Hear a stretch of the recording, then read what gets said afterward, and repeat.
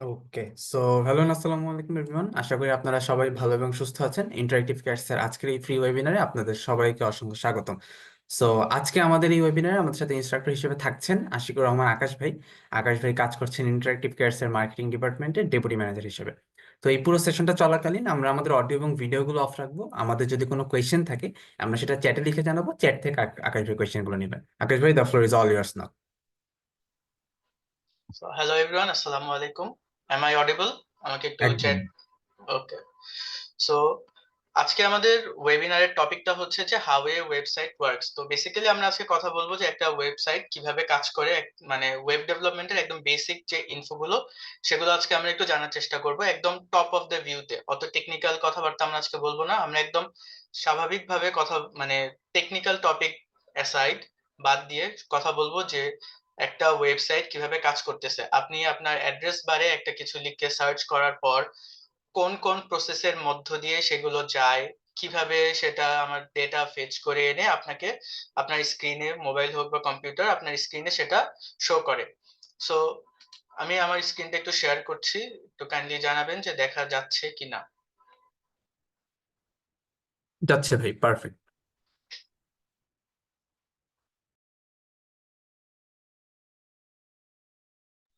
So আমাদের আজকের বিষয়টাই হচ্ছে যে একটা ওয়েবসাইট কিভাবে কাজ করে। সো আমি যদি এটা বলতে চাই তো বলতে হবে যে একটা ওয়েবসাইট হচ্ছে একটা মিরাকেলের মতো। ঠিক আছে, ওয়ান ক্লিকে মিরাকেল হয়ে যাবে। আপনি একটা কিছু টাইপ করে জাস্ট একটা ক্লিক করবেন, আপনাকে সেটা রেজাল্ট এনে দিবে। সো একটা, এটা মানে এখন আমাদের কাছে এটা আপাত দৃষ্টিতে মনে হইতে পারে কি কি নর্মাল একটা কথা যে ওয়েবসাইটে সার্চ করলে তো আসবে, কিন্তু আগে কিন্তু ব্যাপারটা এরকম ছিল না। সো একটা ওয়েবসাইট বা ইন্টারনেটের যে ব্যাপারটা সেটা মিরাকেলের চেয়ে কোনো অংশেই কম না। সো আমাদের আজকে ওয়েবিনার হচ্ছে একটা এ ওয়েবসাইট আর ওয়ান ক্লিক মিরাকেল। সো আমরা আজকে একদম বিহাইন্ড দ্য সিনে যে দেখবো যে একটা ওয়েবসাইট বা ইন্টারনেটে যে জিনিসগুলো আমরা সচরাচর ডেইলি প্রত্যেক দিন ক্ষণে ক্ষণে ইউজ করছি, ইভেন এখনো আমরা যে ইউজ করছি ইন্টারনেটটা, সেটা কিভাবে কাজ করছে। সো আমি হচ্ছে আশিকুর রহমান আকাশ। আমি ইন্টারেক্ট কেয়ারস এ ডেপুটি ম্যানেজার হিসেবে কাজ করছি মার্কেটিং ডিপার্টমেন্টে। কিন্তু আমার ব্যাকগ্রাউন্ড হচ্ছে কম্পিউটার সায়েন্সের। আমি ব্র্যাক ইউনিভার্সিটি থেকে computer science and engineering department থেকে পাশ করেছি। সো একটা ওয়েবসাইট কিভাবে কাজ করে না করে সেটা আমি একদম প্রায় 2016 সাল থেকে এটি নিয়ে ঘাটাঘাটি করে আসছি। আমি রিসেন্টলি হচ্ছে মার্কেটিং ডিপার্টমেন্টে মুভ করেছি আমার চাকরির সুবাদে। সো আজকের ওয়েবিনারটাতে আমরা যেসব জিনিস কভার করব সেগুলো হচ্ছে যে brief history of the web, যে একটা ওয়েবসাইট মানে ইন্টারনেট বা ওয়েব ডেভেলপমেন্টের ব্যাপারটা কিভাবে এসেছে, একটা ওয়েবসাইটের বিল্ডিং ব্লকস গুলো কি কি থাকে, মানে আমার ফাউন্ডেশনটা কি। আমি যে ওয়েবসাইট নামে একটা বিল্ডিং বানাবো, সেই বিল্ডিং এর ফাউন্ডেশনটা কি হবে। এইচটিএমএল, সিএসএস, জাভাস্ক্রিপ্ট, এই তিনটাই হচ্ছে বেসিক্যালি আমার বিল্ডিং ব্লকস। তো সেগুলো নিয়ে কিছু কথা বলবো। একটা ওয়েবসাইট কিভাবে কাজ করে। একটা ওয়েবসাইট কাজ করার সবচাইতে ফেমাস একটা মডেল হচ্ছে ক্লায়েন্ট সার্ভার মডেল। যে ক্লায়েন্ট মানে আমার ভিজিটররা যেটা দেখছে, সার্ভার আমার ক্লায়েন্টরা যেখান থেকে ডাটা ফেচ করে নিচ্ছে, যেখান থেকে ডাটা ইউজ করছে, যেটা সার্ভিস গুলো ইউজ করছে, সেটা হচ্ছে server. So client server model একটা খুবই পরিচিত একটা মডেল, সেটা আমরা দেখবো। ফ্রন্ট এন্ড ডেভেলপমেন্ট মানে আমরা যে জিনিসটা স্ক্রিনে দেখি, যে জিনিসটা আমরা মোবাইলে দেখি, সেইটা কিভাবে কাজ করে, সেটা কিভাবে বানানো হয়, সেটা তো আমরা একদম কোড বাই কোড আজকে দেখতে পারবো না, একটা ওয়েবিনারে সেটা দেখানো সম্ভব না। বাট আমরা একটু ওভার দ্য টপ আলোচনা করব যে একটা ওয়েবসাইটের ফ্রন্ট এন্ড আসলে কি, সেটা কিভাবে কাজ করে, কিভাবে কি হচ্ছে না হচ্ছে। তারপর ব্যাক এন্ড, ফ্রন্ট এন্ডে যা যা করতেছি, ব্যাক এন্ড থেকে কিভাবে সেটাকে রেসপন্স দিচ্ছে। আমি ফ্রন্ট এন্ডে যেটা চাচ্ছি সেটা আমাকে ব্যাক এন্ড থেকে ঠিকমতো এনে দিচ্ছে কিনা। তারপর হচ্ছে এই দুইটা, যে ফ্রন্ট এন্ড আর ব্যাক এন্ড, এই দুইটা একসাথে কানেক্ট হচ্ছে কিভাবে, সেটা নিয়ে আমরা কথা বলবো। তারপর শেষে কথা বলবো হচ্ছে যে একটা মডার্ন ওয়েবসাইট, আগেকার দিনের ওয়েবসাইট অনেক আলাদা ছিল, অনেক আলাদা। মানে সেখানে একটা ওয়েবসাইটে হয়তো একটা ফাংশনই করা যেত। ঠিক আছে, এখন যেমন একটা ওয়েবসাইটে multi function, multi million functions আপনি অ্যাড করতে পারবেন, কিন্তু আগের ওয়েবসাইটে জাস্ট একটা কি দুইটা ফাংশন অ্যাড করা যেত, তারপর আবার আমার নতুন ওয়েবসাইটে মুভ করা লাগতো। সো এখনকার যে মডার্ন ওয়েবসাইটস আছে সেগুলোর ফিচার কি কি, সেগুলোতে কি কি জিনিস আমি অ্যাড করতে পারতেছি, কি কি জিনিস আমি সুবিধা পাচ্ছি, অ্যাডভান্টেজ কি কি হচ্ছে, আমি কোন ধরনের কাজ করতে পারতেছি, একই সাথে কি অনেকগুলো কাজ করতে পারতেছি কিনা, এগুলো সবই হচ্ছে আমার মডার্ন একটা ওয়েবসাইটের ফিচার। তারপর ডাটাবেস ইন্টিগ্রেশন। এখন যে একটা ওয়েবসাইটের সাথে আমি কিভাবে ডেটাবেসটাকে ইন্টিগ্রেট করব, ব্যাকএন্ড থেকে কিভাবে ডাটা ফেচ করে নিয়ে আসবো, ডেটাবেসের কিভাবে কাজ করব, মানে একটা ওয়েবসাইটের ব্যাকবোনটা কিন্তু আমরা এই বিষয়ে আরকি একটু ডিটেইলস এ কথা বলবো যখন আমরা এখানে যাব। তবে সিকিউরিটি, মডার্ন ওয়েবসাইটের একটা one of the main feature হচ্ছে যে সিকিউরিটি। সেটা তাও আপনার ডেটাকে সিকিউরড রাখবে। সিকিউরড রাখছে দেখেই আপনি সেই ওয়েবসাইটটা ইউজ করতেছেন। যে ওয়েবসাইট আপনি জানেন যে সেখান থেকে ডাটা ব্রিচ হওয়ার চান্সেস থাকে। আমরা এখানে হ্যাকার বা এই ধরনের কাজ কামে এই ধরনের জিনিসগুলো নিয়ে কথা মানে একটু অ্যাসাইড রেখে কথা বলছি যে ডেটা আপনার কতটুকু সিকিউর থাকতেছে, ডেটা কি ব্রিচ করা ইজি নাকি টাফ, সেই জিনিসটা যে ডেটা আপনার সিকিউর থাকতেছে কিনা, ডেটা ডিস্ট্রয় হয়ে যাচ্ছে কিনা, ডেটা চুরি হয়ে যাওয়াটাকে বা ব্রিচ হয়ে যাওয়াটাকে একটু অ্যাসাইড রেখে যে ডেটা ধ্বংস হয়ে যাচ্ছে কিনা বা ডেটাটা আপনার অক্ষুণ্ণ থাকছে কিনা। যেমন ড্রাইভে আমি একটা জিনিস যদি সেভ করে রেখে দিই গুগল ড্রাইভে, ১০-১২ বছর পরও আমি সেটা দেখতে পাবো। আপনারাও প্রায়ই গুগল ড্রাইভ থেকে একটা নোটিফিকেশন পান যে 5 ইয়ার্স এগো আপনি কি করেছেন, ৪ বছর আগে আপনি কি করেছেন, ছবি দেখিয়ে দেয়। সো তার মানে কি গুগল ড্রাইভে আপনার ডেটাটা সিকিউর অবস্থায় আছে। তারপর পারফরম্যান্স অপটিমাইজেশন। একটা ওয়েবসাইট কতটুকু অপটিমাইজড আপনার কাজের জন্য, আপনার ইউজের জন্য। একটা ওয়েবসাইট যদি চালানো কঠিন হয়, আপনি সেই ওয়েবসাইটে ১ বার ২ বার যাবেন, আর ভুলেও লগইন করবেন না। কারণ আপনার একটা বাজে এক্সপেরিয়েন্স হয়ে আসছে। সো একটা ওয়েবসাইট যত বেশি অপটিমাইজলি পারফরম্যান্স দিবে আপনাকে, আপনি সেটা তত বেশি ইউজ করবেন।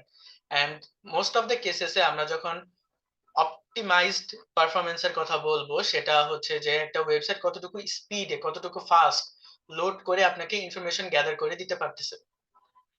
আর আরেকটা হচ্ছে শেষে যেটা কথা বলবো সেটা হচ্ছে যে the future of the web. আগামী ৪-৫ বছর পর, ২-৩ বছর পর, ১০-১৫ বছর পর ওয়েবসাইটে কোন ধরনের ফিচার আসতে পারবে সেটা তো আর এভাবে একদম অ্যাকুরেটলি বলা পসিবল না। কিন্তু আমরা একটু প্রেডিক্ট করার ট্রাই করবো আরকি যে কি হচ্ছে না হচ্ছে।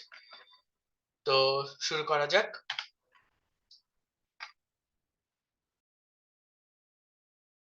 So the dawn of the internet, মানে যখন কিছু ছিল না, যখন শুধু আমরা মোবাইলে হাই হ্যালো করতে পারতাম, তাও তারওয়ালা ফোনে, মানে টেলিফোন লাইনে যখন আমরা হাই হ্যালো করতে পারতাম, তখন কি ইন্টারনেট ছিল বা থাকলেও কি কেমন ছিল?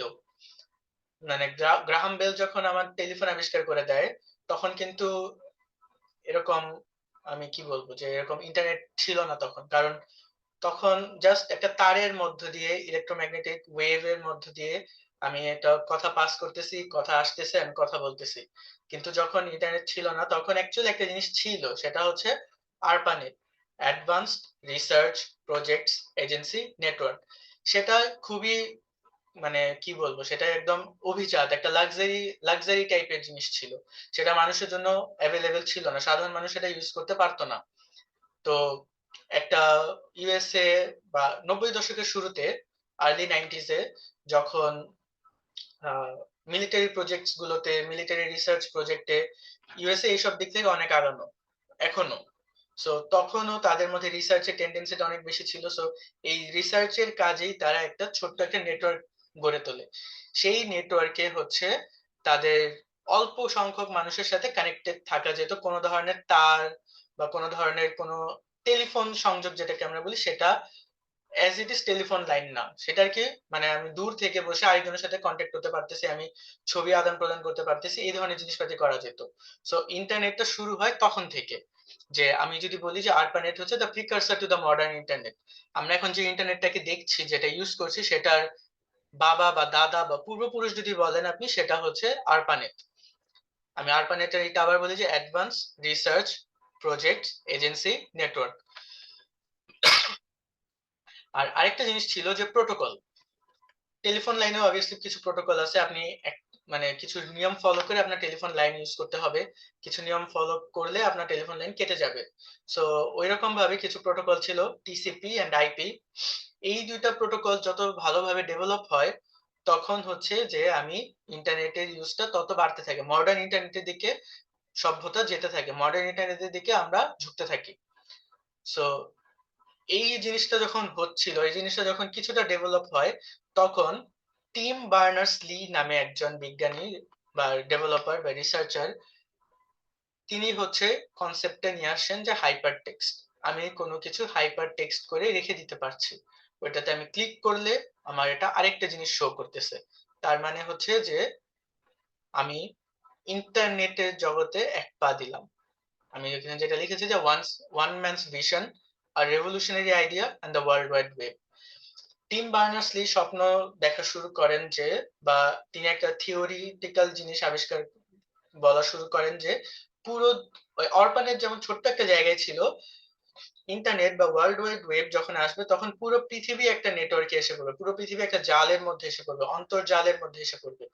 সো সেই ধারণা থেকেই তিনি হাইপার টেক্সটের কনসেপ্ট নিয়ে আসেন। হাইপার টেক্সটের কনসেপ্ট থেকেই তিনি এইচটিএমএল ভাষা শুরু করেন, যে হাইপার টেক্সট মার্কআপ ল্যাঙ্গুয়েজ, একটা কমন ল্যাঙ্গুয়েজ যেটা দিয়ে আমি যে কোনো কিছু লিখলে সেটা একটা ওয়েবসাইট বা ওয়েব পেজ, আগে কিন্তু পেজ ছিল, যে একটা ওয়েব পেজ হয়ে গেল। সেই ওয়েব পেজটা শো করার জন্য যে সফটওয়্যার সেটা হচ্ছে ওয়েব ব্রাউজার।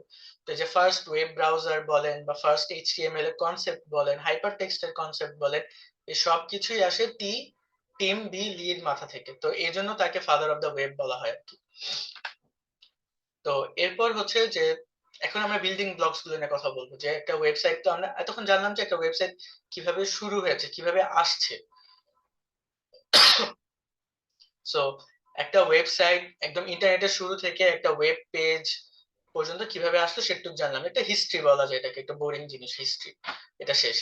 এখন আমরা যে ওয়েবসাইট নামে একটা বিল্ডিং বানাবো, সেই বিল্ডিংটা কোন কোন ফাউন্ডেশনের উপর তৈরি, বা একদম কমন একটা এক্সাম্পল দিই, একটা কঙ্কাল। এইচটিএমএল হচ্ছে একটা কঙ্কাল।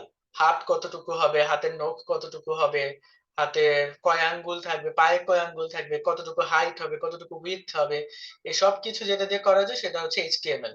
The foundation of every web page, HTML provides the structure. মানে একটা স্ট্রাকচার।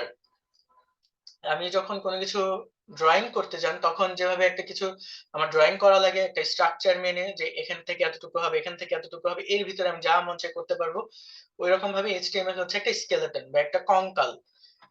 তো ফাউন্ডেশন, এই জিনিসটা হচ্ছে মেইনলি ফাউন্ডেশন। এখন এর উপর বেস করে আমরা অনেক কিছু দিয়ে দিয়ে নতুন একটা মডার্ন ওয়েবসাইট তৈরি করতে পারি। এইচটিএমএল এর কিছু ট্যাগ আছে। আমি একটু টেকনিক্যাল কথা বলবো, শুরুতে বলেছিলাম যে টেকনিক্যাল কথা বলবো না, বাট একটু টেকনিক্যাল কথা না বললেই নয়, একটু বলা লাগবে। সো এইচটিএমএল এর হেড, বডি, এই ধরনের অনেকগুলো ট্যাগ আছে, অনেকগুলো আমি এলিমেন্ট এখানে অ্যাড করতে পারবো। Headings, paragraphs, body, images, link. আমি যেমন কোনো কিছুতে ক্লিক করলে সেটা একটা জায়গায় নিয়ে যায়, লিংক ক্রিয়েট করে। আমি কোনো ইমেজ দেখতেছি, এই যে আমরা যে এই ইমেজটা দেখতেছি স্ক্রিনে, সেটাও এইচটিএমএল দিয়ে করা সম্ভব, এইচটিএমএল দিয়েই করা হয়েছে অ্যাকচুয়ালি। বেসিক্যালি ব্যাকগ্রাউন্ডে ফাউন্ডেশন হিসেবে এইচটিএমএল ই কাজ করছে।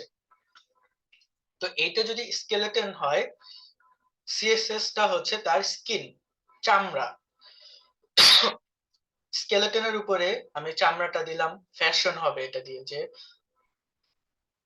আপনি সময় ভেদে ফ্যাশন যেমন চেঞ্জ হয়, সিএসএস চেঞ্জ করে আপনি একটা ওয়েবসাইটের আউটলুকটা চেঞ্জ করে ফেলতে পারেন। এখন এই যে যেটা আমি লিখেছি যে CSS add style and flair to your website. একটা ওয়েবসাইট এইচটিএমএল দিয়ে বানালে খুবই সাদামাটা হবে, যে আমি এখানে কিছু একটা দেখবো, এখানে কিছু একটা দেখবো, এখানে কিছু একটা দেখবো, এর চেয়ে বেশি কিছু কিন্তু আমার দেখা পসিবল না। মানে আমি যদি বলি যে একটা ওয়েবসাইটের ছবি এরকম হলো, এইচটিএমএল দিয়ে যদি বানাই, এখানে একটা ছবি শো করবে, এখানে একটা ছবি শো করবে, এখানে একটা ছবি শো করবে, এখানে কিছু লেখা থাকবে, ঠিক আছে। কিন্তু আমি যদি আবার এখন এখানে সিএসএস, এটা ছিল শুধু এইচটিএমএল দিয়ে, সিএসএস দিয়ে যদি অ্যাড করি তাহলে এরকম একটা পেজ হলো। এখানে সাপোজ একটা উইন্ডো আছে যেখানে আমি ড্রপ ডাউন মেনু দিলাম, এই মেনুটা যখন আমি ক্লিক করব তখন এদিকে এই ইমেজ গুলো আসবে। সেম জিনিসই আমি একটু শো করছি ফ্যাশন করে, একটু ভাব নিয়ে। তো যে ভাব নেওয়ার যে জিনিসটা আছে সেটা হচ্ছে আমার সিএসএস দিয়ে করা পসিবল, ঠিক আছে। তো এখন আমি যাচ্ছি হচ্ছে এরপরে, সরি।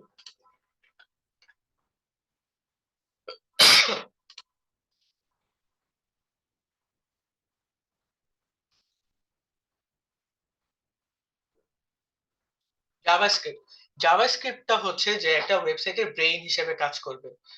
মানে আমি এইচটিএমএল সিএসএস দিয়ে সবকিছু করলাম, জাভাস্ক্রিপ্ট এখন হচ্ছে ওই যে একটা কথা বললাম যে লেট দেয়ার বি লাইফ, বাইবেলে একটা লাইন আছে লেট দেয়ার বি লাইট, ওরকম যদি আমি বলি যে লেট দেয়ার বি লাইফ, একটা ওয়েবসাইটে লাইভ দেওয়ার কাজটা বা একটা ওয়েবসাইটকে ইন্টারঅ্যাক্টিভ করার কাজটা, ডাইনামিক করার কাজটা করে হচ্ছে জাভাস্ক্রিপ্ট। ঠিক আছে, তো JavaScript brings your website to life without dynamic with dynamic interaction. এই যে আমি কোনো কিছু ক্লিক করার পর কোনো কিছু আসতেছে, নতুন একটা পেজে গেলাম, আবার ব্যাকে এসে পড়লাম। সো এই যে ইন্টারাকশনটা যে হচ্ছে, এই ইন্টারাকশনটা হয় মেনলি জাভাস্ক্রিপ্ট দিয়ে। সো আমরা প্রথমেই বলেছিলাম যে একটা ওয়েবসাইটের আমার বেসিক বিল্ডিং ব্লকস গুলো হচ্ছে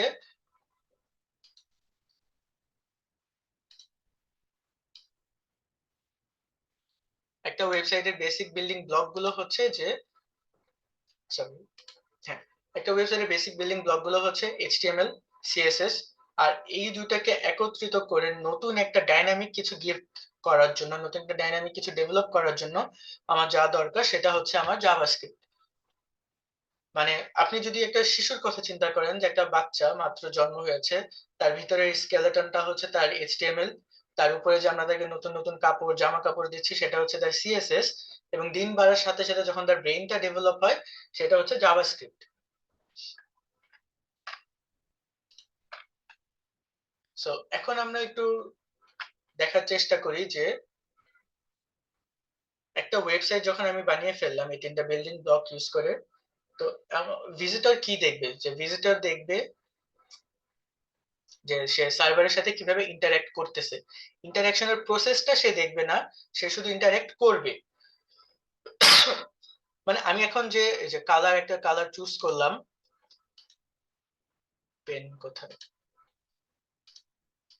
এই যে লাল কালার চুজ করে একটা বক্স আঁকলাম, আমি জানি যে এখানে ইন্টারঅ্যাকশন আমি করতেছি এটা একে, কিন্তু এইটা আমি এখানে মাউসটা নাড়ানোর পর যে লাল কালারই হইলো, সেই জিনিসটা কিন্তু আমি জানি না কিভাবে হইতেছে, সেটা পুরোপুরি ব্যাক এন্ডে হচ্ছে।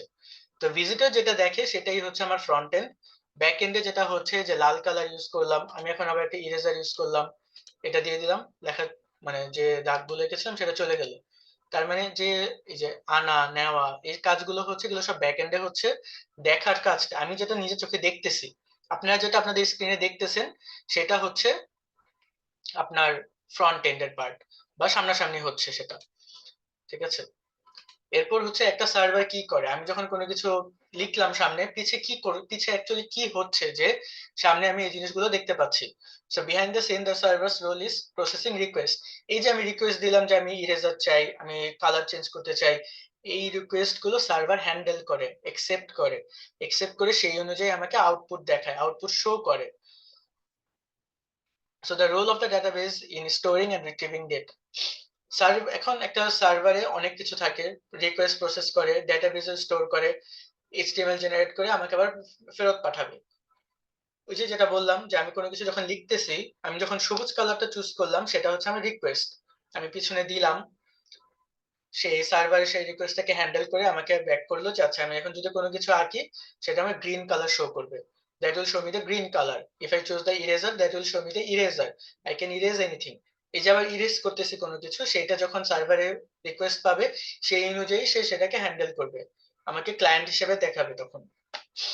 সো মোটামুটি ক্লায়েন্ট এন্ড সার্ভার এইভাবে কাজ করে, একটা রিকোয়েস্ট করলাম, রিকোয়েস্টটাকে অ্যাকসেপ্ট করে সেটা অনুযায়ী আমাকে হ্যান্ডেল করে আমাকে একটা আউটপুট শো করতেছে।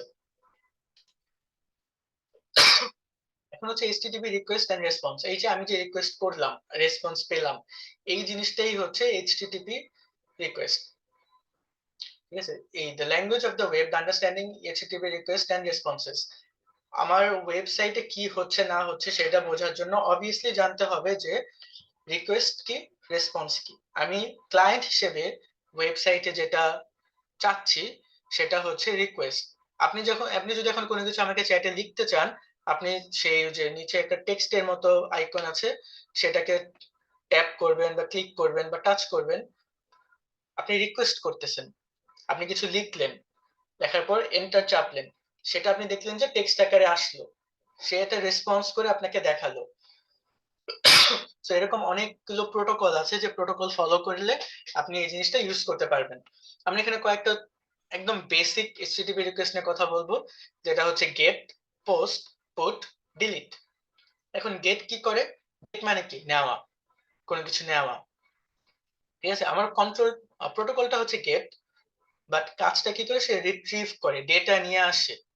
পোস্ট, কোনো কিছু দেওয়া। যখন আপনি ফেসবুকে কোনো কিছু পোস্ট করেন, সেটা কিন্তু সেখানে ছিল না। আপনি পোস্ট করতেছেন দেখে আপনার ওয়ালে সেটা শো করতেছে। মানে কি? আপনি সেই পোস্টটা ক্রিয়েট করতেছেন। তো রিট্রিভ, ক্রিয়েট। ক্রিয়েট মানে কোনো কিছু বানানো। আপনি যখন ওয়েবসাইটে কোনো কিছু বানাচ্ছেন, কোনো কিছু ডেভেলপ করতেছেন, সেটা হচ্ছে পোস্টের মধ্যে পড়ে। ডেভেলপ এখানে অনেক ভাস্ট অর্থে হয়ে যায়। আমরা এটাকে ক্রিয়েটিভ বলি। ক্রিয়েট করতেছেন, কোনো কিছু বানাচ্ছেন, তখন সেটা পোস্ট হচ্ছে। পুট, কোনো কিছু দেওয়া, কোনো কিছু অলরেডি এক্সিস্ট করতেছে, আপনি সেখানে কোনো কিছু রাখতেছেন। মানে you are putting something, you are putting in something. একটা তাক আছে, তাকে অনেকগুলো পেয়ালা আছে, আপনি একটা পেয়ালাতে আঙ্গুর রাখলেন, একটাতে আম রাখলেন, একটাতে জাম রাখলেন। মানে you are putting something, you are updating the situation. So এটা হচ্ছে পুট। ডিলিট, ডিলিট মানে তো নর্মালি এটা বোঝাই যাচ্ছে যে আপনি কোনো কিছু নিয়ে ডিলিট করে দিলেন, ফেলে দিলেন। অ্যাকচুয়ালি একটা এখানে ইন্টারেস্টিং কথা হচ্ছে যে ডিলিট মেথডটা অ্যাকচুয়ালি কিভাবে কাজ করে।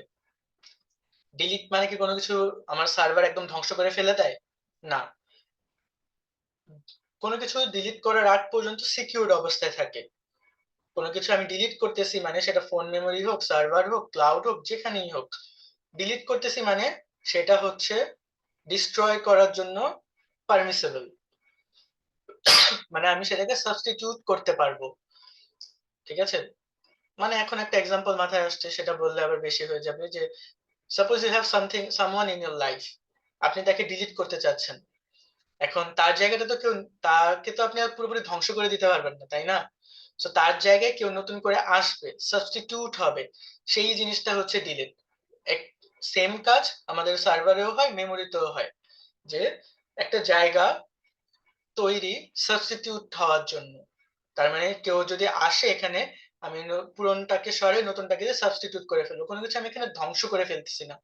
যে কারণে আমার হার্ড ডিস্ক থেকে কোনো কিছু হারায় গেলে, মেমোরি থেকে কোনো কিছু ডিলিট হয়ে গেলে সেটাকে রিট্রিভ করে আনা যায়। যদি একদম ধ্বংস করে ফেলতাম তাহলে সেটাকে আর আনা যেত না। সেটা মেমোরিতেই থাকে, একটা সার্টেন প্লেসে থাকে, অন্য কোনো অ্যাড্রেসে থাকে, বাট থাকে। আমি যখন কোনো কিছু সেইটার জায়গায় আনছি, তখন সেটা জাস্ট সাবস্টিটিউট হয়ে যাচ্ছে। এই ডিলিট প্রসেসটা এভাবে কাজ করে। এই যে এত কিছু বললাম যে আমি কালার চুজ করতেছি, কোনো কিছু দিচ্ছি বা কোনো রং ইউজ করতেছি, সেই জিনিসটা কিন্তু ফ্রন্ট এন্ডের ফ্রেমওয়ার্ক বা লাইব্রেরি আছে অনেকগুলো। এখন ফ্রন্ট এন্ডের কাজ কি? Boosting productivity and efficiency with front end frameworks and libraries. এখন ফ্রন্ট এন্ডের জন্য আমাদের যে কমন একটা ল্যাঙ্গুয়েজ হচ্ছে সেটা হচ্ছে জাভাস্ক্রিপ্ট। জাভাস্ক্রিপ্ট ছাড়াও আরো অনেক ল্যাঙ্গুয়েজ, আরো বেশ কিছু ল্যাঙ্গুয়েজ আছে যেগুলো দিয়ে আপনি ফ্রন্ট এন্ডে ডেভেলপমেন্ট করতে পারবেন। কিন্তু সবচেয়ে বেশি সহজ, সবচেয়ে বেশি ইজি, লার্নিং কার্ভটা মোটামুটি সহনীয় মাত্রায় থাকে জাভাস্ক্রিপ্টে। আর আপনি এক জাভাস্ক্রিপ্ট শিখেই ফ্রন্ট এন্ড ব্যাক এন্ড সবকিছু ম্যানেজ করতে পারতেছেন। সো এই কারণে ডেভেলপারদের মধ্যে জাভাস্ক্রিপ্টের ডিমান্ডটা অনেক বেশি, চাহিদা অনেক বেশি, কারণ এটা অনেক সহজে অনেক কিছু করে ফেলা যায়। এখন এই ফ্রন্ট এন্ডের কিছু ফ্রেমওয়ার্ক আছে, কিছু লাইব্রেরি আছে যেটা দিয়ে আপনি এই কাজগুলোকে আরো সহজ করে ফেলতে পারতেছেন। এখন লাইব্রেরি মানে কি আর ফ্রেমওয়ার্ক মানে কি? যেহেতু আমরা আজকে একদম বেসিক সবকিছু নিয়ে কথা বলবো, সেই ডেফিনেশন গুলো জানা বা দুইটার মধ্যে কি পার্থক্য আছে সেটা জানাটা একটু বেশি জরুরি। এটা আপনাদেরকে পরবর্তী লাইফে যখন ডেভেলপমেন্ট কাজ নিয়ে আর সামনের দিকে যাবেন তখন সেটা আপনাদেরকে হেল্প করবে। সো ফ্রন্ট এন্ড এর ফ্রেমওয়ার্ক।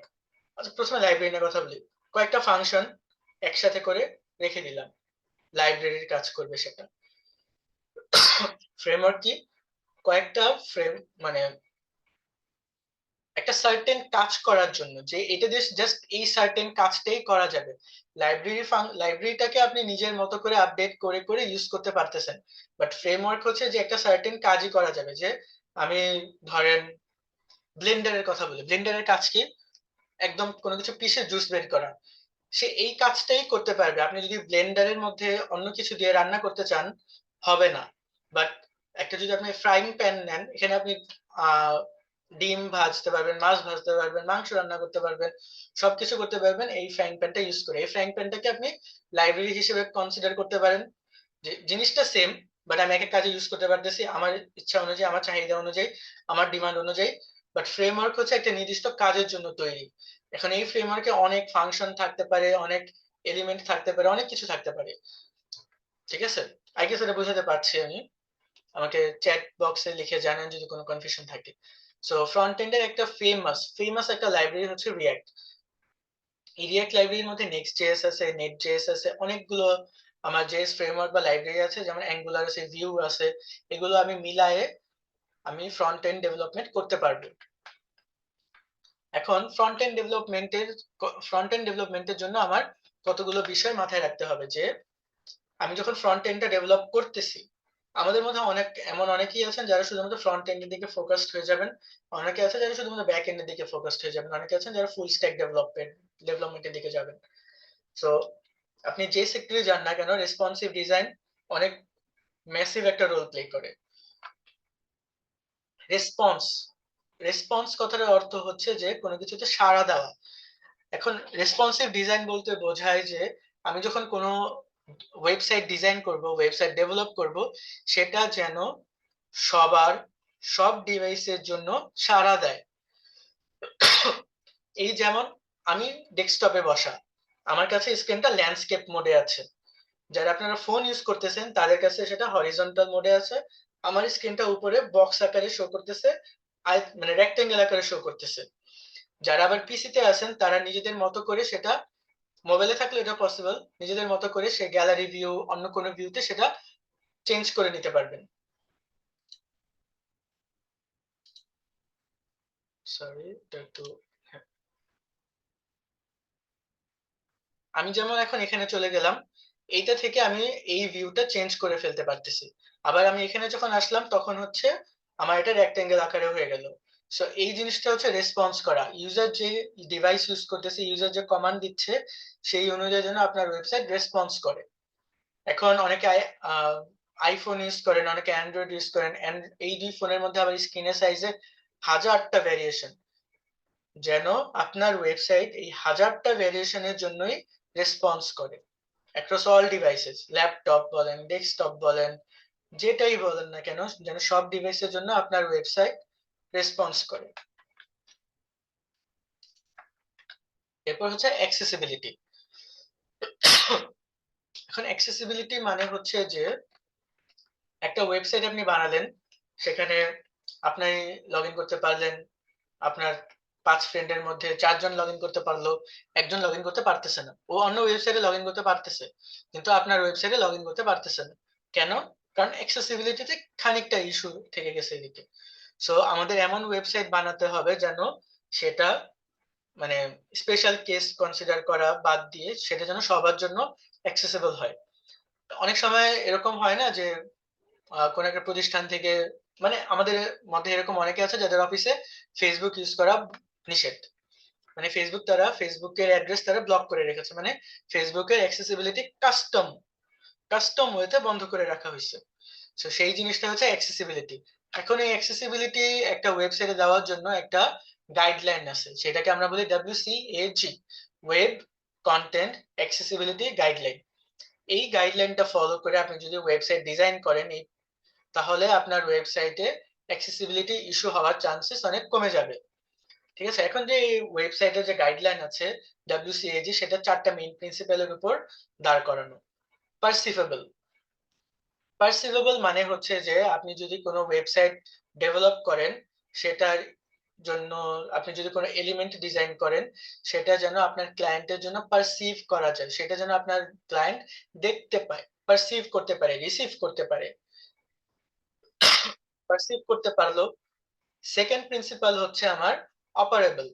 আমি একটা ওয়েবসাইট দেখতেছি, আমি এখন এখানে ক্লিক করলাম, আমার ইন্টারফেসটা চেঞ্জ হয়ে গেল, মানে আমি কোন একটা অপারেশন রান করতে পারতেছি। এমন অনেক ওয়েবসাইটে আমরা অবভিয়াসলি আমাদের লাইফে এমন কোন ওয়েবসাইটে প্রবেশ, মানে লগ ইন করছি যেটাতে অনেক বাটন দেওয়া আছে, বাট সেগুলো কাজ করে না, সেগুলো অপারেশন করে না। সেই জিনিসটা হচ্ছে অ্যাক্সেসিবিলিটি ইস্যু আছে। তার মানে প্রথমটা হতে হবে পারসিভেবল, দ্বিতীয়টা অপারেবল হতে হবে, তার ফাংশন করতে হবে, কাজ করতে হবে। তারপর হচ্ছে আন্ডারস্ট্যান্ডেবল, আমার ক্লায়েন্টকে বোঝাইতে হবে যে এইটার পরে এইটা ক্লিক করলে আমি এই জিনিসটা পাবো, মানে ইজি টু আন্ডারস্ট্যান্ডেবল হইতে হবে একটা ওয়েবসাইট। কমপ্লেক্স, আমি একটা ওয়েবসাইটকে যত বেশি কমপ্লেক্স করব, যত বেশি কম্পাউন্ড করার চেষ্টা করব, একই ছোট জায়গায় অনেক কিছু দেওয়ার চেষ্টা করব, তখন সেটা কমপ্লেক্সিটি ইস্যুতে ভুগবে, তখন সেটা অ্যাক্সেসিবল আর থাকবে না।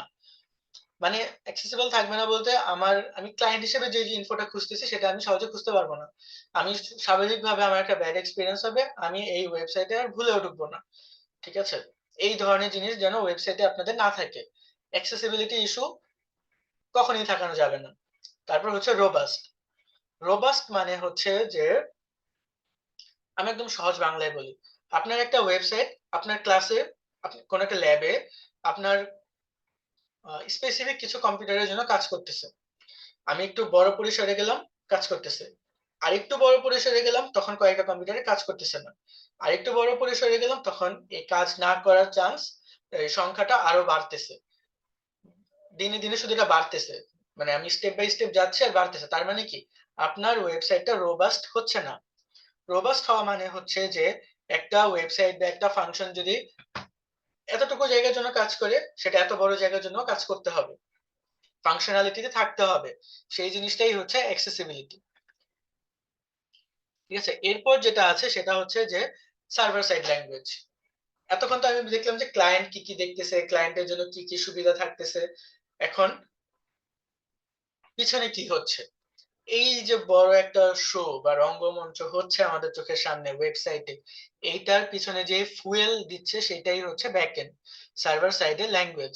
এখন এই সার্ভার সাইড ল্যাঙ্গুয়েজ অনেক কিছু হতে পারে।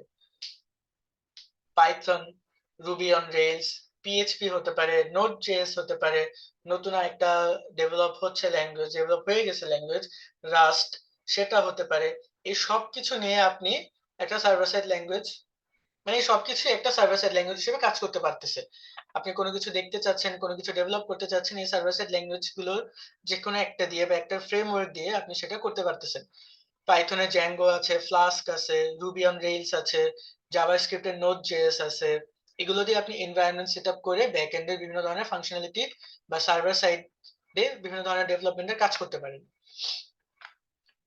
এখন সার্ভার সাইডে যে দুইটা জিনিস মেইন আছে সেটা হচ্ছে, প্রথমটা ডেটাবেস।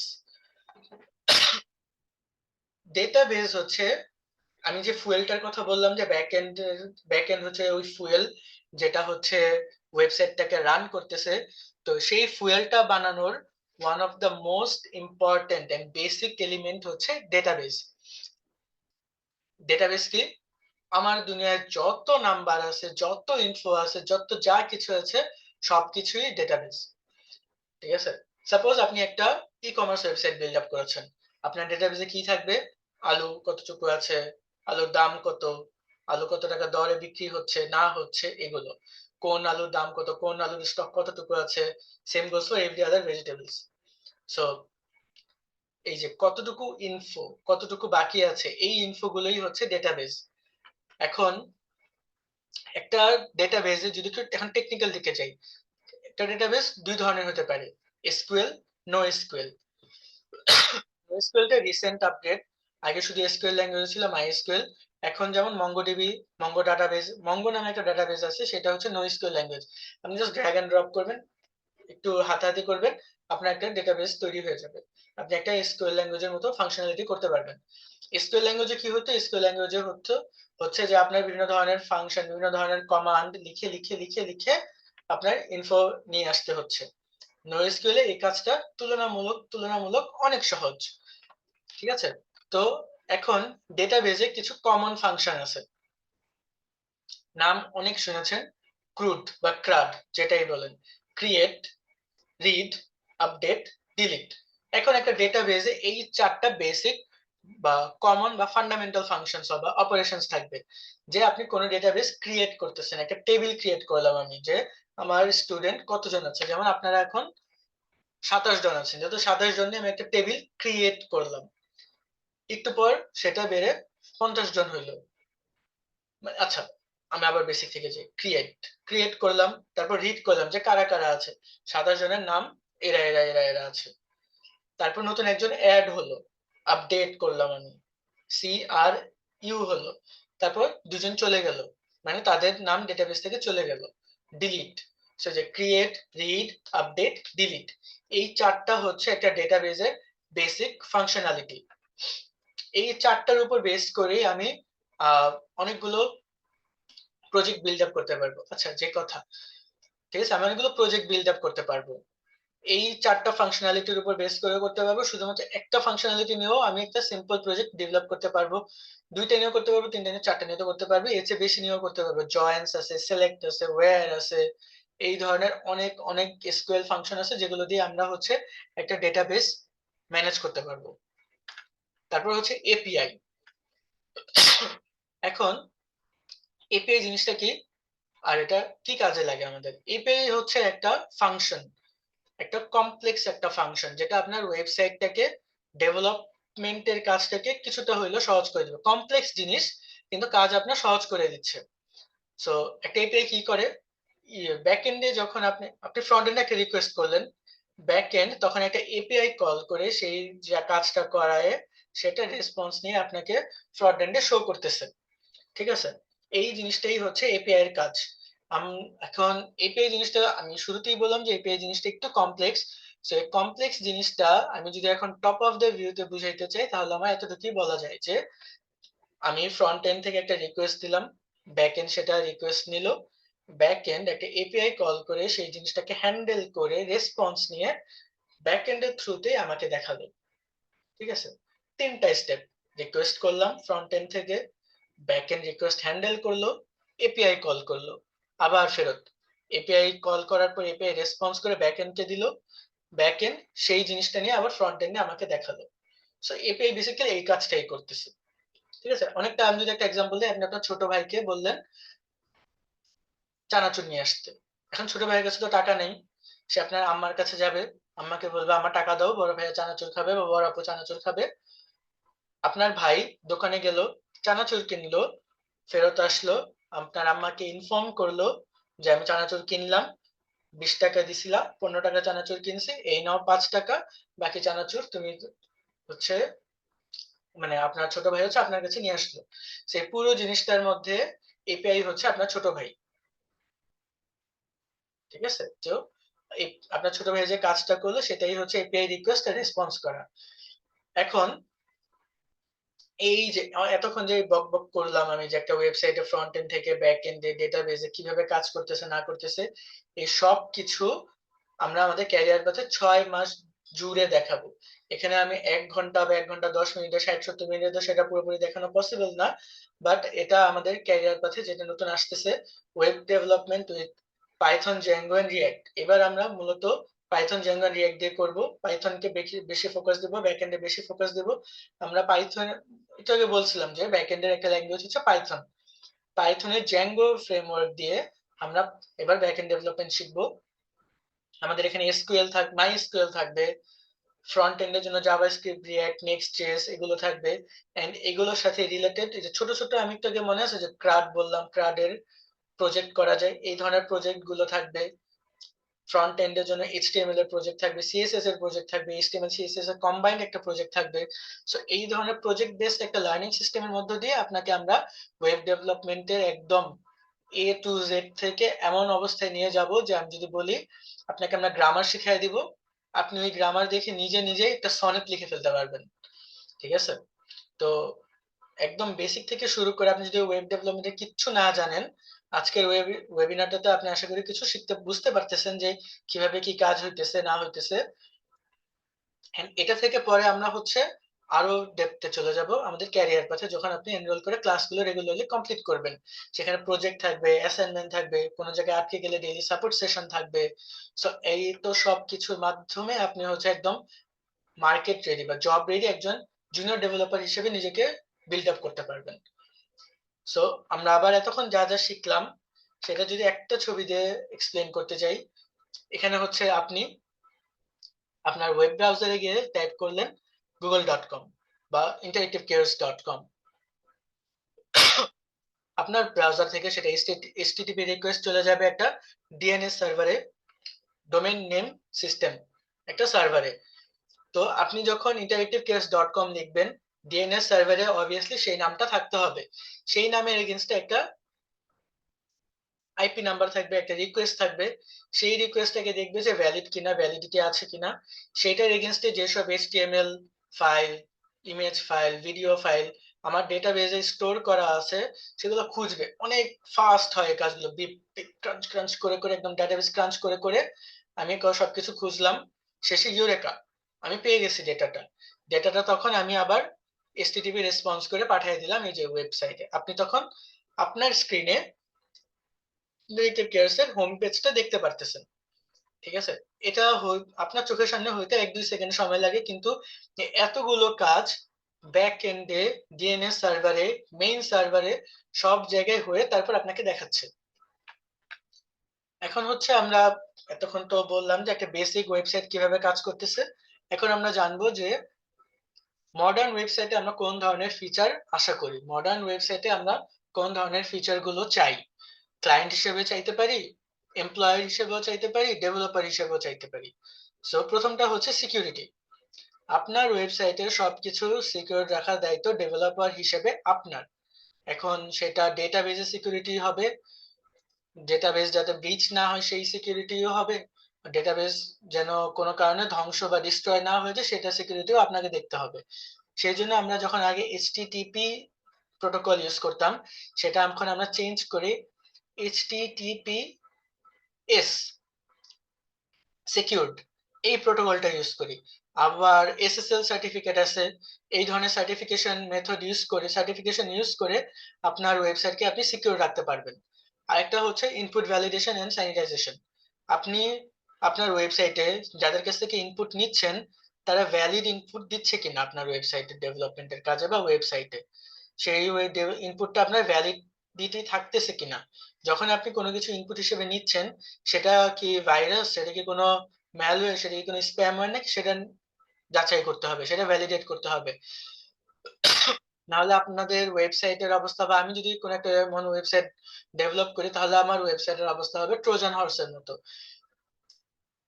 ট্রয়ের বাসিন্দারা ভাবছে যে গ্রিক এখন কোনো কিছু করতেছে না, গ্রিস এখন চলে গেছে, একটা ট্রোজান হর্স পাঠিয়ে দিচ্ছে। ট্রোজান হর্সের ভিতর থেকে ম্যালওয়্যার বের হয়ে পুরো ট্রয়কে ধ্বংস করে দিচ্ছে। সেম ট্রোজান ভাইরাসের নামটা কিন্তু এটা থেকেই আসছে যে সে অন্য একটা রূপ নিয়ে আপনার সিস্টেমে যাবে, তারপর সুযোগ বুঝে, সঠিক সময় বুঝে সে বার্স্ট হয়ে আপনার পুরো সিস্টেমটাকে ক্র্যাশ করে ফেলবে। তো এই ধরনের ক্ষতি যেন না হয় সেজন্য আপনার ওয়েবসাইটকে সিকিউর রাখতে হবে।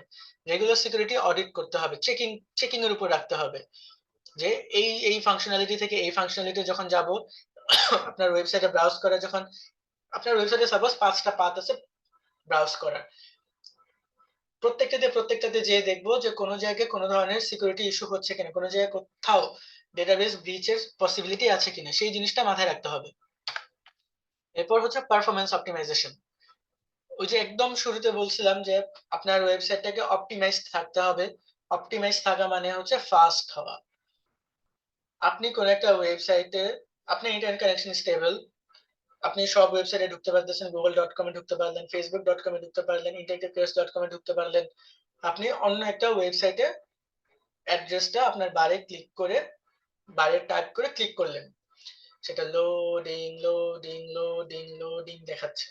আপনার কিন্তু এটা ভালো লাগবে না, আপনার একটা বাজে এক্সপিরিয়েন্স হবে, আপনার ক্লায়েন্ট হিসেবে এটা বাজে লাগতেছে। তার মানে আপনি যখন ডেভেলপার হবেন সেই জিনিসটা আপনার মাথায় থাকতে হবে যে আপনি যার জন্য বা যাদের জন্য সেই ওয়েবসাইটটা ডেভেলপ করতেছেন সেটা যেন অপটিমাইজড থাকে, সেটা যেন পারফরমেন্সের দিক থেকে অপটিমাইজ থাকে, সেটাতে যেন কোনো ধরনের ইস্যু না হয়, আপনার ইউজারকে যেন একটা বেটার পারফরমেন্স আপনি দিতে পারেন। এখন এই অপটিমাইজ করার জন্য আপনি কি কি করতে পারেন?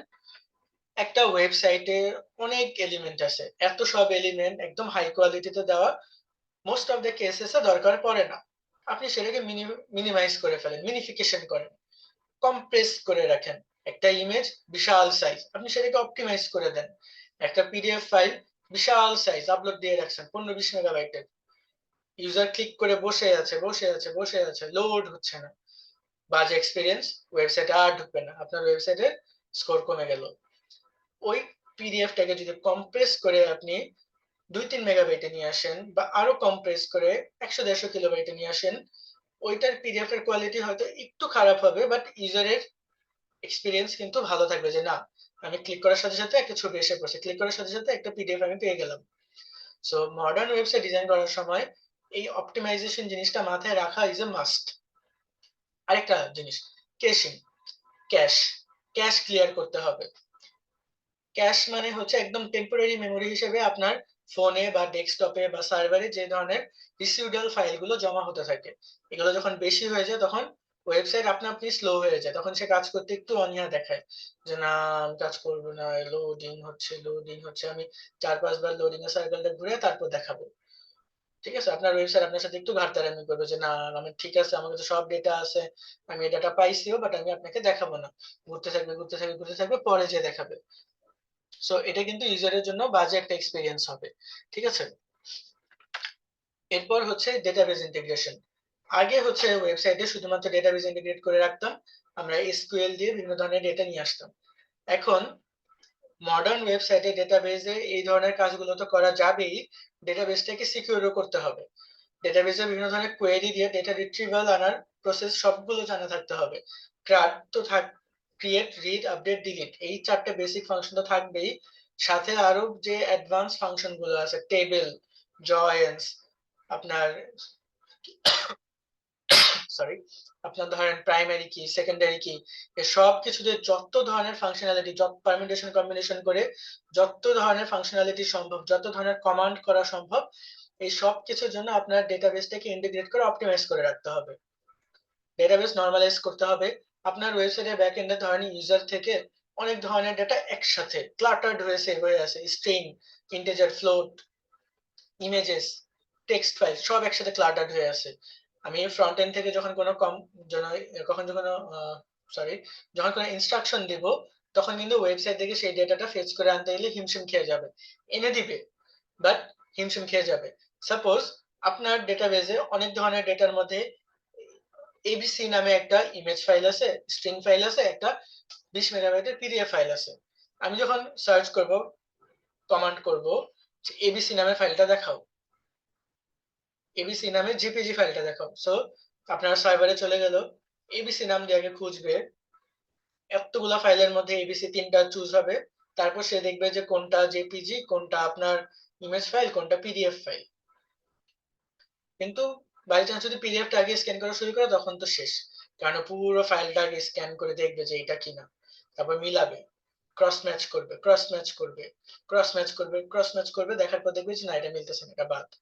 আবার ইমেজ ফাইল নিবে, যে অন্য একটা পিএনজি ফাইলটা নিল, পিএনজি ফাইলের সাইজও মোটামুটি বড় হয় বেশ, ওইটা নিল, ক্রস ম্যাচ, দেখলো যে এটাও না, আচ্ছা জেপিজি, এইটা আমার ফাইল, এটা আমি এখন দেখাচ্ছি। তো এই যে এত কিছু যে হচ্ছে, এত কিছু যেন না হয় সেজন্য আমার ওয়েবসাইটের ফ্রন্ট এন্ডটা এমনভাবে ডিজাইন করতে হবে যেন ক্লায়েন্ট হিসেবে আমি যখন কোনো কিছু রিকোয়েস্ট করব, তখন যেন আমি টাইপটা সহ উল্লেখ করে দেই, এক। আর দুই, ডেটাবেজে যখন ডেটাবেজে যেন আমার এগুলো সব স্ট্রাকচার ওয়েতে স্টোর থাকে। জেপিজি বললে আমি জেপিজি ফাইলে, যে জেপিজি নামের একটা যে অ্যাড্রেস আছে সেখানে যেই চেক করব যে এখানে এবিসি নামে কোন জেপিজিটা আছে, আচ্ছা এটা ওকে শো, অনেক তাড়াতাড়ি হয়ে যাবে আপনার কাজ। এখন কথা বলি হচ্ছে যে ফিউচারে আমরা ওয়েবসাইটে কি ধরনের ফিচার্স দেখতে পাবো। ফিউচারের ফিচার গুলো কি কি হতে পারে? এআই, বেসিক্যালি অবভিয়াসলি এআই আসবে।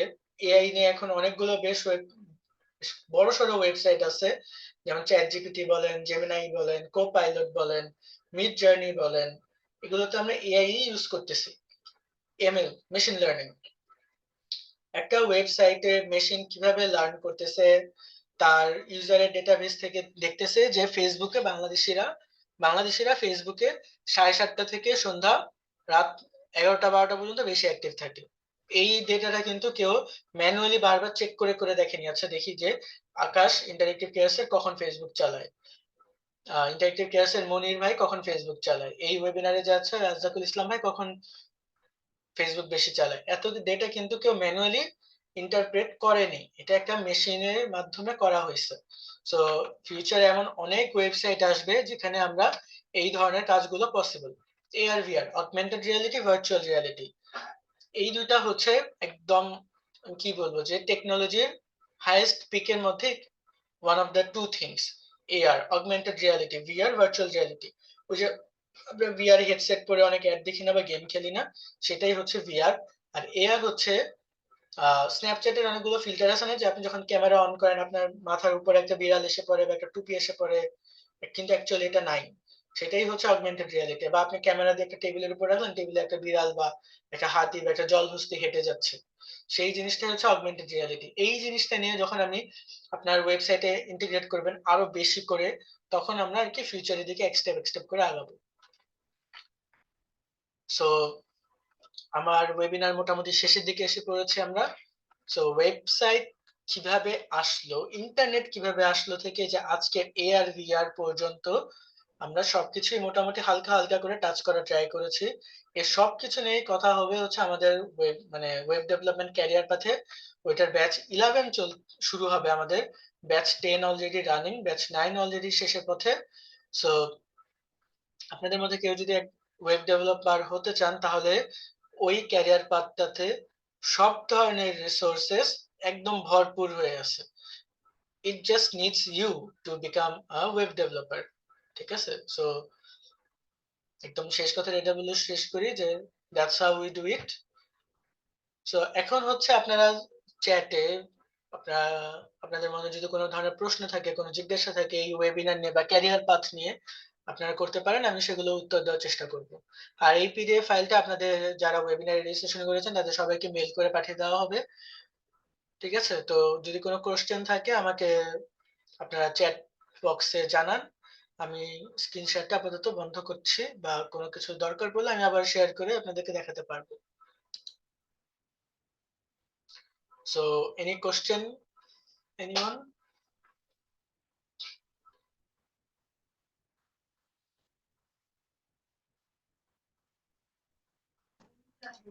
আচ্ছা ভাইয়া ক্লাসের ভিডিওটা কি দিয়ে দিবেন? জি, আরেকবার বলবেন?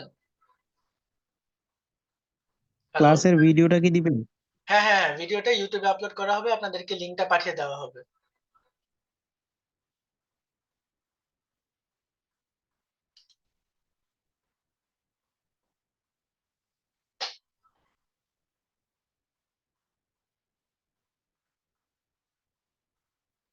আপনারা কোন ধরনের প্রজেক্ট করবেন ভাইয়া? কোন ধরনের বলতে, মানে এখানে আমাদের 30 থেকে 35টার মতো প্রজেক্ট আর অ্যাসাইনমেন্ট থাকবে। এর মধ্যে ধরেন আপনি যখন ক্যারিয়ার পথে সামনের দিকে যাবেন, আমরা HTML শেষ করলাম, HTML এর উপরে কয়েকটা প্রজেক্ট থাকবে, CSS এর উপর কয়েকটা থাকবে। এভাবে আমরা যখন সামনের দিকে যেতে থাকবো, আমাদের ওই রিলেটেড প্রজেক্ট গুলো থাকবে। আর শেষে যে আমাদের একদম 2টা কমপ্লিট ফুল স্ট্যাক প্রজেক্ট থাকবে, একদম ব্যাক এন্ড থেকে ফ্রন্ট এন্ড ডেটাবেস সবকিছু নিয়ে। একটা হচ্ছে ই কমার্স সাইট, আর একটা হচ্ছে LMS লার্নিং সিস্টেমের একটা ওয়েবসাইট। সো ওই ধরনের 2টা প্রজেক্ট একদম কমপ্লিট থাকবে। আর ছোট ছোট 30 থেকে 35টা প্রজেক্ট বা অ্যাসাইনমেন্ট থাকবে। এর মধ্যে ড্রাম কিট আছে, ক্যালকুলেটর আছে, বা আরেকটা ওয়েবিনার আমাদের আসতেছে 10 তারিখ 11 তারিখে, সেটা সেতু ভাই নিবে। সেটা হচ্ছে টু ডু লিস্ট অ্যাপ কিভাবে ডেভেলপ করবেন জাভাস্ক্রিপ্ট ইউজ করে, সেটা। আগামীকাল আরেকটা ওয়েবিনার আছে আমাদের মাহির ভাইয়ের। এটা হচ্ছে অ্যাপ রাউটিং নিয়ে তিনি কথা বলবেন। নেক্সট জেএস ইউজ করে অ্যাপ রাউটিংটা কিভাবে ইউজ করা যায় সেটা নিয়ে। তো এই ধরনের ইনফরমেটিভ প্রজেক্ট, মানে এগুলো তো ওয়েবিনারে হচ্ছে, ওয়েবিনারে হয়তো পুরোপুরি যদি দেখানো সম্ভব নাও হয়, আমাদের ক্যারিয়ার পাথে একদম পুরো ফুললি ফাংশনাল এই প্রজেক্ট গুলো থাকবে। নেক্সট ওয়েবিনারে কিভাবে হচ্ছে জয়েন হতে পারি? নেক্সট ওয়েবিনারে জয়েন হতে কালকে হচ্ছে মাহির ভাইয়ের ওয়েবিনারটা হবে। সেটা হচ্ছে নেক্সট আমাদের ডে। কাছে তো হচ্ছে লিংক বা কিছু নেই, আপনাদের সাথে তো কানেকশনও নেই, সো আমি কিভাবে লিংকটা পাবো? আমি হচ্ছে এখানে যদি মেসেজে ইভেন্টের লিংকটা দিয়ে দিই, আপনি রেজিস্ট্রেশন করে ফেলেন গুগল ফর্মে। তো সেইটা থেকে হ্যাঁ, হচ্ছে ওকে। আমরা আপনাদেরকে মেইল পাঠিয়ে দিব। ঠিক আছে? হ্যাঁ, শিওর। Thank you. Okay. আপু কি রেজিস্ট্রেশন করেছিলেন আজকের ওয়েবিনারের জন্য? জি, আজকে এটা রেজিস্ট্রেশন করেছিলাম, বাস নেক্সট ডেটা তো রেজিস্ট্রেশন করিনি আর কি, সেটা বললাম। আচ্ছা আচ্ছা।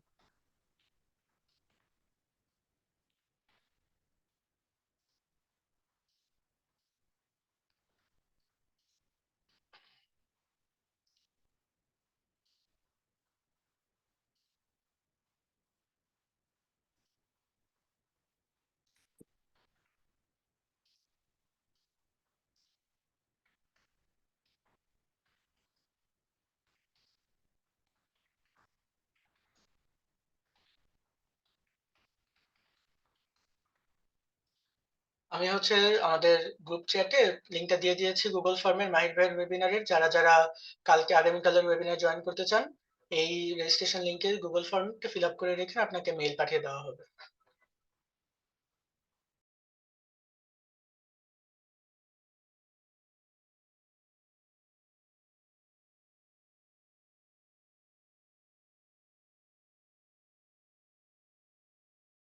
আমরা হচ্ছে 10টা 15 পর্যন্ত দেখবো যে আর কারো কোনো প্রশ্ন আছে কিনা, তারপর আমরা ওয়েবিনারের এই সেশনটা আলহামদুলিল্লাহ এন্ড করে দিতে পারবো। ঠিক আছে?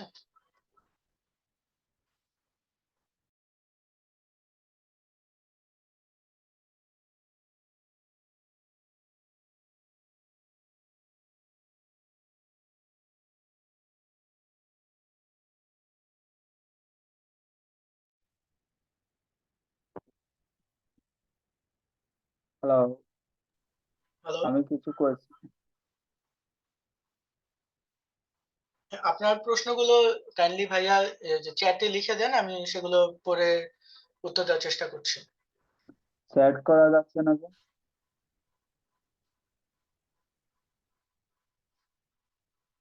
আচ্ছা, আপনি বলেন, আমি শুনতেছি, বলেন তাহলে ভাইয়া, আমি শুনে শুনে উত্তর দিচ্ছি। এই মুহূর্তে আমার HTML, CSS, জাভাস্ক্রিপ্ট এবং বুটস্ট্র্যাপও শিখে আছে। তো হ্যাঁ, সেক্ষেত্রে আমার আপনাদের পেজের মধ্যে কোনো ধরনের আহ মানে সেপারেট কোনো প্রোগ্রাম আছে কিনা, অর্থাৎ বা কোনো ধরনের পেজ আছে কিনা যেটার মধ্যে আমি অ্যাডভান্স লেভেলে শিখতে পারবো।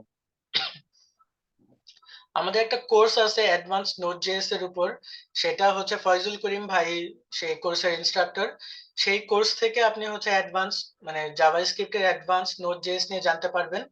সেখানে আপনি আর কি আমাদের ওয়েবসাইটে ঢুকলেই অ্যাডভান্স নোড জেএস লিখে সার্চ করলে আপনি সেইটা পেয়ে যাবেন। অ্যাডভান্স নোড জেএস এর একটা কোর্স আছে, যেহেতু আপনি এই এই জিনিসগুলো আপনার জানা আছে, আপনি তাহলে অ্যাডভান্স কোর্সটা এনরোল করতে পারেন নিজেকে। ধন্যবাদ।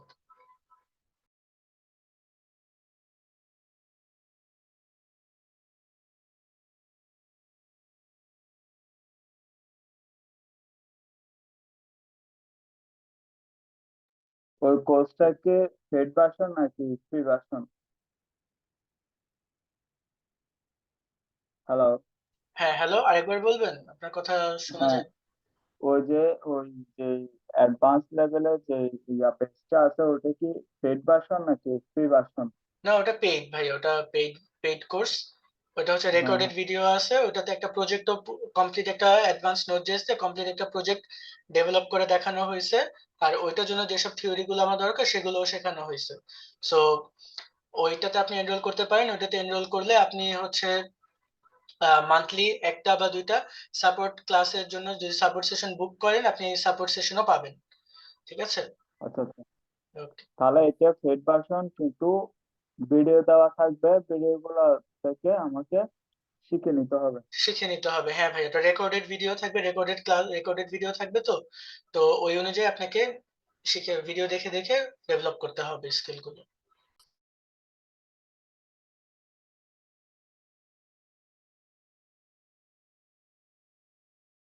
আচ্ছা, সেম প্রবলেম আমার, আমি হচ্ছে অনেক কিছুই পারি, আমার কমপ্লিট করা আছে। সো এর যেটা বললেন যে ভিডিও, তো এটার জন্য হচ্ছে আমাদের পেমেন্ট ইয়াটা কেমন আপনাদের কোর্সের, একটু বলা যাবে কাইন্ডলি? কোনটা আপু, অ্যাডভান্স নোড.js কোর্সে? হ্যাঁ হ্যাঁ, অ্যাডভান্স গুলো ভাইয়া। জি জি, অ্যাডভান্স নোট জেএস আর হচ্ছে অ্যাডভান্স জাভাস্ক্রিপ্ট। অ্যাডভান্স নোড.js এখন আমাদের ওয়েবসাইটে আছে, বাট অ্যাডভান্স জাভাস্ক্রিপ্ট নিয়ে আমাদের কোনো কোর্স আপাতত নেই। অ্যাডভান্স নোড.js কোর্সটার পেমেন্ট হচ্ছে 1000 টাকা। ওটা হচ্ছে ফয়জুল করিম ভাইয়া নিচ্ছে। তিনি হচ্ছে সিনিয়র সফটওয়্যার ইঞ্জিনিয়ার হিসেবে আছেন মেন্টর লুপে, একটা অস্ট্রেলিয়ান বেসড কোম্পানিতে আর কি তিনি জব করছেন এখন, সেটা। আচ্ছা দাদা, আমি একটা প্রশ্ন করতে চাইছিলাম যে হ্যাঁ হ্যাঁ, বলেন। আচ্ছা, এই যে মনে করেন আমরা ভিডিও ক্লাসের মাধ্যমে মনে করেন ভিডিও দেখে দেখে শিখলাম, জি, শেখার পরে এখন আমাদের মাঝে মধ্যে মনে করেন কোনো একটা প্রবলেম হইলো, প্রবলেমটা কি লাইভ ক্লাসের মাধ্যমে সলভ করা হবে নাকি এটা আমাকে কোনো একটা ইনস্ট্রাকশন দেওয়া হবে? না, আপনার যে প্রবলেমটা থাকবে সেটা হচ্ছে যে আপনি হচ্ছে আপ- আমাদের সাপোর্ট সেশন বা টেকনিক্যাল সেশন হবে, সেটা আপনি বুক দিয়ে রাখতে পারেন। সেখানে হচ্ছে আমাদের যে এক্সপার্ট আরো ইনস্ট্রাক্টর আছে, তাদের থেকে একজন আপনাদের এই প্রবলেমটা সলভ করে দিবে। আচ্ছা আচ্ছা। মানে আচ্ছা সেটার জন্য তাহলে ওই আপনাকে সেটার জন্য আপনাকে হচ্ছে প্রি বুক দিয়ে রাখতে হবে। ক্যারিয়ার পাথ গুলোতে যেমন রেগুলারলি সাপোর্ট সেশন আর ক্লাসগুলো হচ্ছে, অ্যাডভান্স নোট জেএস ক্লাসটাতে এরকম রেগুলারলি হয় না, সেটা হচ্ছে আগে থেকে লার্নারকে ইনস্ট্রাক্টরকে জানিয়ে রাখতে হবে, আমাদেরকে জানিয়ে রাখতে হবে যে আপনার একটা সাপোর্ট সেশন লাগবে, তো ওই অনুযায়ী হচ্ছে আমরা ম্যানেজ করব। আচ্ছা আচ্ছা, তাহলে এই অ্যাডভান্স লেভেলের যে বেসটা আছে, অর্থাৎ আমার জাভাস্ক্রিপ্ট কিন্তু কমপ্লিটলি শেষ, অর্থাৎ আমি এখন পিএইচপি করার পথে। তবে পিএইচপি দু তিনটা প্রজেক্ট করা হয়েছে, কিন্তু আমি ওটা এখনো ক্লিয়ার করে নিই। তবে আমি চাচ্ছিলাম যে অ্যাডভান্স লেভেলে কোনো একটা বেস থাকলে ওটার মধ্যে অ্যাড হওয়ার জন্য, কারণ যেহেতু নতুনদের সাথে যদি আমি বিগিনার আবার প্রথম থেকে শুরু করি, তাহলে তো আমি যেগুলো শিখে আছে ওগুলোর উপর আবার আমার একটা হ্যাঁ হ্যাঁ হ্যাঁ। লেজি তৈরি হবে। তাহলে তাহলে আপনার যদি ভাইয়া জাভাস্ক্রিপ্ট শেষ হয়ে থাকে, আপনি ওই অ্যাডভান্স নোট জেএস কোর্সটা করতে পারেন। সেখানে হচ্ছে কমপ্লিট একটা প্রজেক্ট, অ্যাডভান্স লেভেলে একটা প্রজেক্ট পুরোটা ধরে ধরে কমপ্লিট করা হয়েছে। তো আশা করি আচ্ছা আপনার আচ্ছা। লার্নিং তখন সেখানে আরো বেশি একটু, মানে আপনি নিজেকে যাচাই করতে পারবেন, আপনি নতুন কিছু শিখতেও পারবেন, নিজেকে যাচাইও করতে পারবেন যে আপনি অ্যাকচুয়ালি কতটুকু তাহলে শিখেছেন। আমাকে আমাকে ওই বেসের লিঙ্কটা একটু শেয়ার সেন্ড করে দিন। যদি আমার সুযোগ হয় তাহলে আমি ওটাতে রেজিস্ট্রেশন করে বুক করে নিব। কি বলছি বুঝছেন? হ্যাঁ হ্যাঁ ঠিক আছে, শিওর। আমি এটা ওই যে কোর্সের লিংকটা এখানে চ্যাট বক্সে দিয়ে দিচ্ছি। আচ্ছা আচ্ছা। আর হ্যালো, হ্যালো। আপনাদের পরবর্তী আর কোনো ধরনের ওয়েবিনার বা কি কোনো ভার্সনের বেস আছে যেগুলোর মধ্যে আমাদের জন্য ইমপ্রুভমেন্টের বা বেটার কিছু লার্নিং করার সুযোগ থাকবে? কালকে একটা ওয়েবিনার আছে, সেটা মূলত টেকনিক্যাল বিষয়গুলো নিয়ে হবে। ওই যে মাহির ভাই নিবে একটা ওয়েবিনার, নেক্সট জেএস আচ্ছা দিয়ে অ্যাপ রাউটিং। অ্যাপ রাউটিং আচ্ছা। জিনিসটা নেক্সট জেএস দিয়ে, সেটা মাহির ভাই কালকে নিবে। আর 11 তারিখে আরেকটা ওই ওয়েবিনার। হ্যাঁ, ওই অ্যাপ ব্রাউজিংটা কি আমাদের ওয়েব ওয়েব ডেভেলপমেন্টের জন্য প্রয়োজন হবে? হ্যাঁ সেটা লাগতে পারে, আপনি যদি কোনো অ্যাপ মানে অ্যাডভান্সড অ্যাপ ডেভেলপ করতে চান, অ্যাপ রাউটিংটা একটা বেসিক একটা কম্পোনেন্ট হিসেবেই সেখানে কাজ করবে। নেক্সট জেএস দিয়ে আপনি সেই অ্যাপ রাউটিংটা কেমনে করতে পারবেন সেটা হচ্ছে কালকের ওয়েবিনারে দেখানো হবে। আচ্ছা আর আচ্ছা। 11 তারিখের আরেকটা ওয়েবিনার আছে, সেটা হচ্ছে সেতু ভাই নিবে। ওটা হচ্ছে to do list app develop করে দেখাবে, to do list web app, সেটা ডেভেলপ করে দেখাবে হচ্ছে দিয়ে জাভাস্ক্রিপ্ট দিয়ে। আচ্ছা আচ্ছা। ঠিক আছে। আমাদের আচ্ছা ঠিক আছে, ওয়েবসাইট। তাহলে আমাদের ওয়েব ডেভেলপমেন্ট রিলেটেড যতগুলা বেস আছে ওগুলার যেগুলো ওয়েবিনার আছে ওই লিঙ্ক গুলো আমাকে একটু সেন্ড করে দেন না। যদি অবশ্যই আমার সুযোগ হয় তাহলে আমি এগুলোতে জয়েন করে নিলাম। আর দ্বিতীয় কথা হচ্ছে যে অ্যাডভান্স লেভেলের যে কোর্সটা আছে, যে বেসটা আছে ওটা যদি আমার ভালো লাগে, যদি এটার যদি ভিডিও গুলো বা সাবস্ক্রিপশন এর সবকিছু যদি এটা সহজেবল হয় তাহলে অবশ্যই আমি এই কোর্সটাতেই অ্যাডমিন নিয়ে নিই। আচ্ছা ভাইয়া, এভাবে তো ওয়েবিনার থেকে আপনার কন্ট্যাক্ট ইনফো পাওয়া পসিবল না। আচ্ছা, আচ্ছা হিমেল, আচ্ছা। হিমেল তুমি কি আছো? হ্যাঁ ভাই আছি, বলেন। হ্যাঁ, ওই যে এই যে জনি দাস ভাইয়ের সাথে একটু কন্ট্যাক্ট করতে পারবা তুমি অন্য কোনো ভাবে? হ্যাঁ হ্যাঁ ভাইয়া, আমি হচ্ছে চ্যাট বক্সে আমি সবার জন্য হচ্ছে আমার নাম্বারটা দিয়ে দিচ্ছি অফিসের। আপনারা হচ্ছে যে আমাকে এনি টাইম হোয়াটসঅ্যাপ করতে পারেন, বা আমাকে ফোন দিলে আমি অফিস থেকে আপনাদেরকে কল করবো। আমাকে হোয়াটসঅ্যাপ করলে আমি যা যা ডিটেলস লাগে দিয়ে দিতে পারবো, সমস্যা নেই। আচ্ছা ঠিক আছে, তাহলে আমার ওই হোয়াটসঅ্যাপ নাম্বারে আপনার হোয়াটসঅ্যাপ নাম্বার থেকে একটা নক আপনি দিন। আপনার নাম্বারটা দেন আমাকে, অথবা আমি নাম্বারটা আচ্ছা, জেনারেল। আমি আমি দিয়ে দিচ্ছি, কারণ টেকনিক্যাল কোনো কিছু হলে আমি ওটা আপনাদেরকে জানিয়ে দিতে পারবো। আমার হোয়াটসঅ্যাপ নাম্বারটা আমি দিয়ে দিচ্ছি, ঠিক আছে?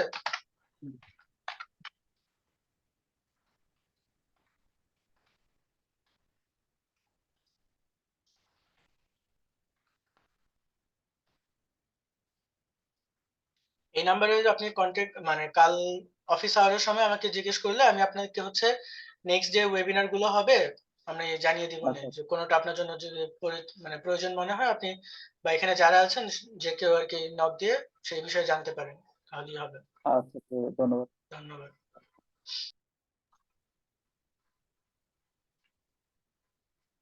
ধন্যবাদ ভাই। থ্যাংক ইউ ভাই, it's my pleasure, thank you.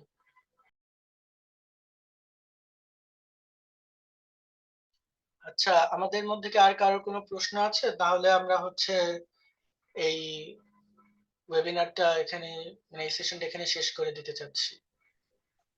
ভাই আজকের রেকর্ড এই রেকর্ডটা কোথায় পাবো ভাই? এই রেকর্ডটা হচ্ছে আপনাকে কালকে ইউটিউব লিংকটা দিয়ে দেওয়া হবে, মেইল করে দেওয়া হবে। Okay, bye. ওকে।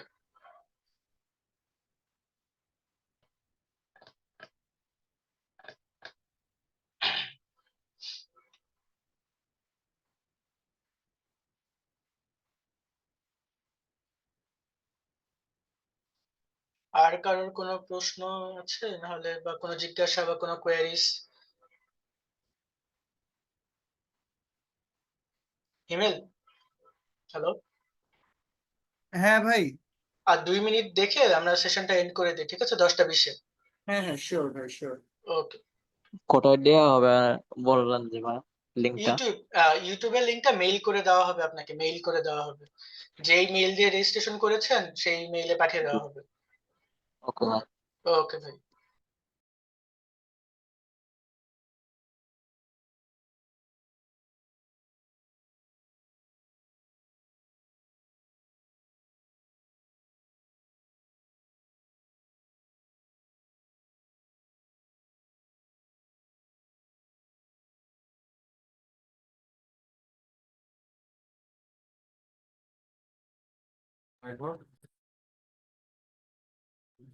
ভাই আকাশ ভাই, আর কারো কোশ্চেন নাই, সো আমরা হ্যাঁ হ্যাঁ, আমরা অফ করে দিতে পারি তাহলে। ওকে। সো থ্যাংক ইউ এভরিওয়ান, সবাইকে আজকের সেশনে জয়েন করার জন্য, এন্ড থ্যাংক ইউ আকাশ ভাইকে, অনেক ইনসাইটফুল কিছু, অনেক ইনফরমেটিভ কন্টেন্ট শেয়ার করেছেন। সো এটার জন্য সবাইকে ধন্যবাদ, সবাই এত পেশেন্সলি শোনার জন্য, এবং আই থিঙ্ক আপনাদের অনেক হেল্প হয়েছে এখান থেকে। সো আর বাকি তো ভাই আরো লিঙ্কডিং দিয়েছেন, আমাদের কোর্সের সম্পর্কে জানতে চাইলে আপনারা ইজিলি জানতে পারবেন, ভাইয়ের হোয়াটসঅ্যাপ নাম্বার দেওয়া আছে। আপনারা আমাদের ফেসবুক পেজেও এনি টাইম মেসেজ দিতে পারবেন for any kind of information. So thank you everyone, আমরা উইদাউট ফার্দার এনি ডিলে আমরা আজকের মতো সেশনটা এখানে শেষ করি। আর থ্যাংক ইউ এগেইন সবাইকে, আশা করি নেক্সট কোনো একটা ওয়েবিনারে অবশ্যই আপনাদের সাথে আবার দেখা হবে। আল্লাহ হাফিজ আসসালাম, এভরিওয়ান। আল্লাহ থ্যাংক হাফেজ ইউ ইমরান। আকাশ ভাই, thank you for your time. Thank you. ধন্যবাদ। আসসালামু আলাইকুম, বাই।